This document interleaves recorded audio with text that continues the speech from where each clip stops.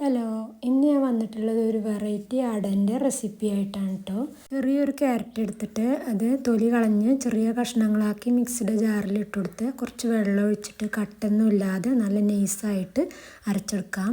1 cup മൈദയും 1 cup തേങ്ങയും 1/4 teaspoon ഉപ്പും അരച്ച് വെച്ചിട്ടുള്ള ക്യാരറ്റും 1/4 ടീസ്പൂണ് നെയ്യും കൂടെ ചേർത്തിട്ട് വെള്ളം ഒഴിച്ച് ഇതൊന്ന് നല്ലപോലെ ഒന്ന് കുഴച്ചെടുക്കാം. ചെറിയൊരു ലൂസ് പരുവത്തിൽ വേണം ഇതൊന്ന് കുഴച്ചെടുക്കാനായിട്ട്. അപ്പോൾ ഇനി ദോശക്കല്ല് ഗ്യാസിൽ വെച്ച് കൊടുത്തിട്ട് അതിലേക്ക് വെളിച്ചെണ്ണ ഒഴിച്ചു കൊടുക്കാം.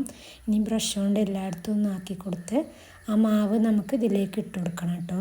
അപ്പോൾ കയ്യിൽ നമുക്ക് വെളിച്ചെണ്ണ ആക്കിയിട്ട് വേണം ഇതിൻ്റെ മേലെ 1 ടീസ്പൂണ് വെളിച്ചെണ്ണ ഒഴിച്ചു കൊടുക്കുക. എല്ലായിടത്തും ആവണ വിധത്തിൽ വേണം ഈ വെളിച്ചെണ്ണ ഒഴിച്ചു കൊടുക്കാനായിട്ട്.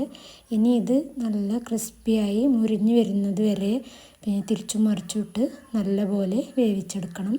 പുറം നല്ല ക്രിസ്പി ആവുന്നത് വരെ വേണം ചെറിയ തീയിലിട്ടിട്ട് വേവിച്ചെടുക്കാൻ. അപ്പോൾ നമ്മുടെ അട റെഡി ആയിട്ടുണ്ട്.